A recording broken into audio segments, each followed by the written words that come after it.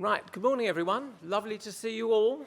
And I'm Stewart Dresner. I'm founder and chief executive of Privacy Laws and Business, PLB, the specialist information service reporting on 160 plus countries around the world.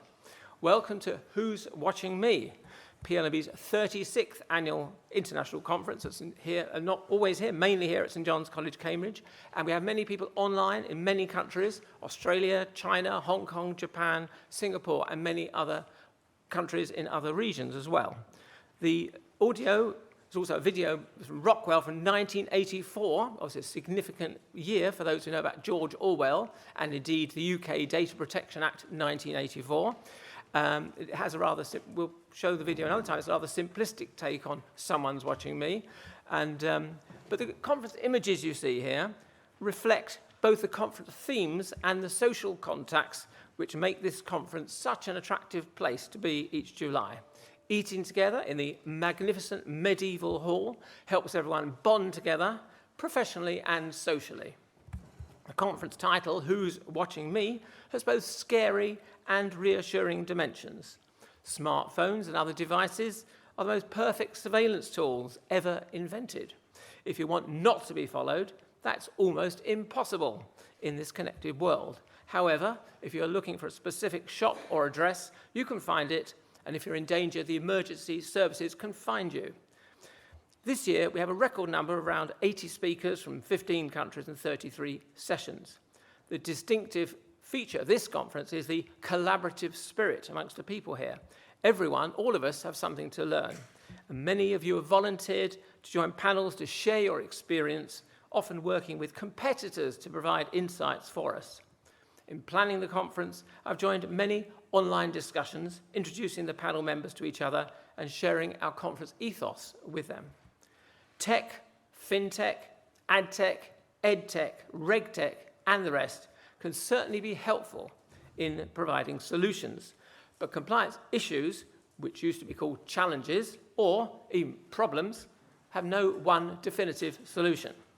We, the people, the humans in companies, are needed to provide insights, context, empathy, and the cultural know-how to make appropriate decisions.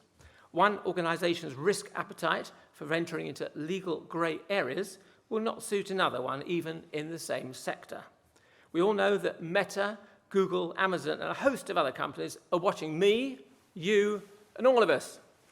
They all have to consider accountability in law and public opinion and take action accordingly.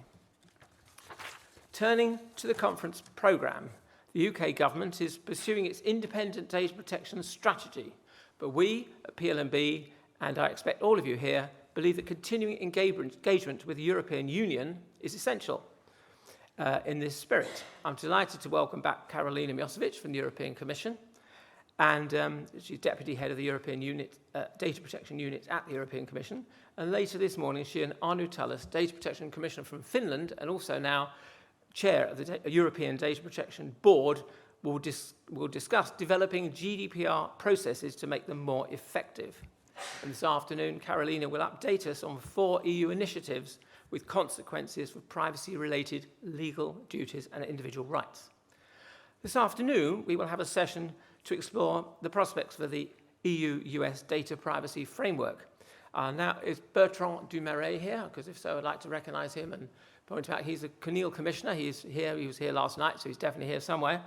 And he'll give his perspective from France in discussion with Hannah Mayer, who I've seen around, so she must be here somewhere. Yes, hello, Hannah, over there. From Office of Privacy and Civil Liberties from the Department of Justice in Washington. So will the UK be able to secure a similar arrangement? We will cover this question on Wednesday morning. Even though the UK is no longer in the EU, cooperation continues. So, for example, Bertrand Dumaret was earlier this month in Japan with the G7 Data Protection Authority group, which includes John Edwards. So he's part of that, part of the UK, part of the G7. He's, of course, the UK Information Commissioner. And you might expect the G7 represents only the 7 countries, but in fact, it also includes the European Commission and the OECD, represented here by Andras Molnar, who's giving a session this morning on data portability. Now, can we have the next slide? Would I push this on? Maybe that will work. Can we have the next slide, please? There you go. Right. So that's just published in June. What will be the impact of ChatGPT on our business? There's a lot we don't know for sure, like how much of what it says it's made up, okay, or if it will take away our jobs, or the privacy and security risks, or if it could damage our reputation. What do we know for sure? Only that we want to adopt it everywhere as fast as we can. So right. So this afternoon, indeed we have an AI session relevant to both public and private sectors. How can AI be deployed to help with common tasks? And the AI session will be chaired by Anu Tallis, and she receives several thousand communications per year. So how can AI help filter them while still ensuring staff take responsibility for decisions? That's the difficult balance. I asked volunteers to share their experience of deploying AI, and 10 people from several countries enthusiastically volunteered to join Anu in this session. And in a positive spirit, her panel has taken up the common challenge facing every organisation: how to deploy AI to deal with routine inward communications, such as questions, complaints, and subject access requests, of course.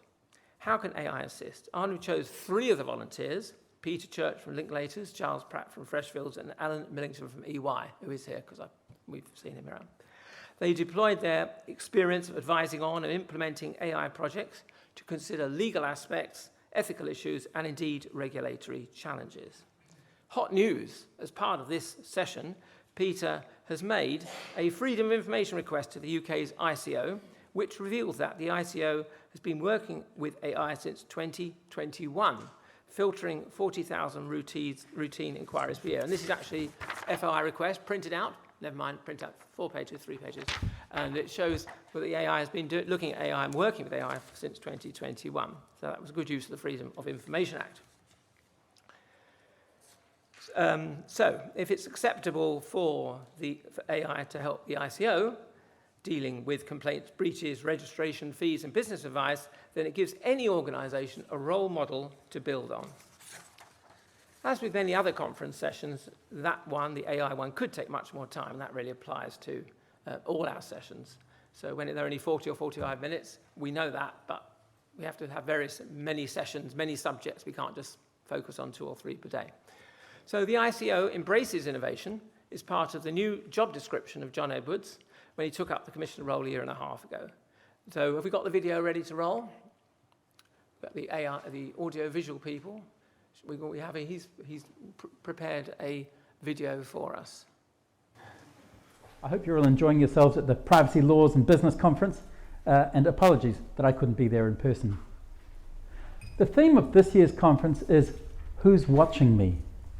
It's an interesting question to pose and consider, especially through the medium of a pre-recorded video, in which presumably you're all watching me right now.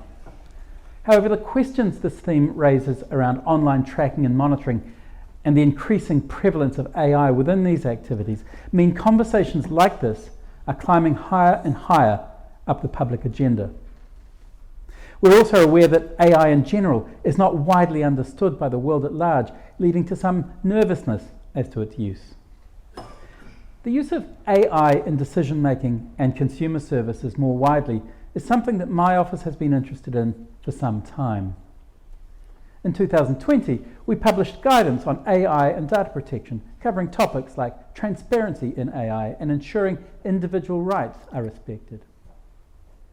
As AI has become almost ubiquitous, we've updated that guidance with new content covering AI and fairness and how to use special category data in AI applications. In April this year, the ICO's Executive Director for Regulatory Risk, Stephen Armand, published a blog looking specifically at generative AI. The rise in Gen AI and large language models sparked by the explosive rise in popularity of ChatGPT and its competitors has concerned some academics and technology experts across the world. Our blog, aimed at people developing or procuring generative AI that processes personal data, gives you 8 key questions that you should ask yourself to ensure that you're keeping data protection obligations at the forefront of your mind. Developing or procuring generative AI is not something that organizations should enter into lightly. There can be no excuse for failing to adopt the highest levels of rigour, including data protection by design and default and through your risk assessments.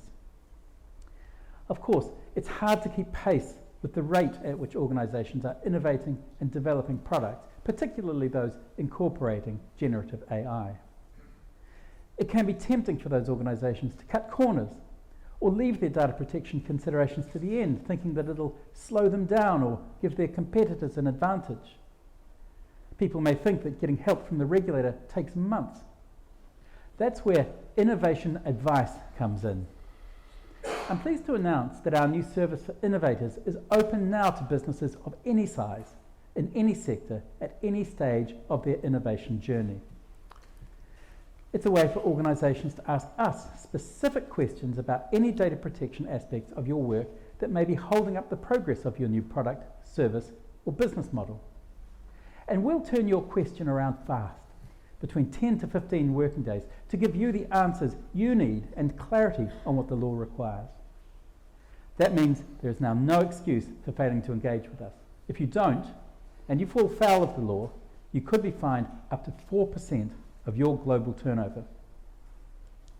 We recently worked with a law firm in the innovation advice beta phase who were looking to utilise ChatGPT functionality to maximise business efficiencies. In particular, the law firm wanted to use ChatGPT to produce automated, tailored responses to emails received from clients and prospective clients to save their lawyers time. As this is a relatively new piece of technology and an innovative solution, the law firm wanted to gain regulatory certainty surrounding the lawful use of the technology for the purposes they had identified. The innovation advice team met with the law firm, discussed where we could deliver the most value, and extracted all the relevant information we needed so that we could produce tailored advice to the issue they were seeking help with. After that, we produced a refined, bespoke piece of advice at pace to give the law firm the confidence they needed to develop their innovation in a privacy-compliant way. We gave them advice on the most appropriate lawful bases and what steps they would need to take to demonstrate compliance with the UK GDPR. Our work in this area, and the increase in generative AI more widely, highlights the importance of keeping data protection obligations at the forefront of your thinking throughout the whole life cycle of a project. It's important to engage with the regulator early so that we can assist you in the most efficient and effective way possible. So don't be strangers. If your organisation is using personal information in a new or significantly adapted way and you'd like some advice on how to do this properly, please reach out and take part in our innovation advice service. You can find more information about it on our website. Thank you and enjoy the rest of the conference. Right, thank you, John Edwards. Very good. Pleased to say that the ICO is represented at this conference by Claudia Berg, General Counsel, Stephen Bonner, who's here, Deputy Commissioner, and Murray O'Reilly is coming tomorrow, Head of the Legal Service. Now, the privacy laws and business, we regularly publish articles in both our UK Red, that's this one, edition, and our Blue International edition, which hopefully you picked up when you came in. If not, do pick up one later on. Available on subscription, and we regularly cover innovation as part of our mission to cover the intersection of privacy laws and the impact on business. These slides are in your locator, which is this one. Here you'll find more information about the reports. And these are examples of articles: Ghost in the Machine in the UK edition, guidance on using AI in recruitment systems, and ChatGPT, a GDPR-ready path forward. That's in the June edition this year, so we are keeping up to date. I'm happy to acknowledge and thank our very wonderful, experienced editorial team. We've got Laura over here, Laura Linkovis, been together many years, publishing very happily, and Tom Cooper, a deputy editor, and they do a wonderful job. And my wife, Meryl, who's assistant editor, not the editor. Laura is the editor, I can assure you. Meryl helps polish the language when we get articles from people who are writing English, maybe second or third language, and Meryl helps make it into perfect English. No, please, so I said, please pick up a copy of the reports. And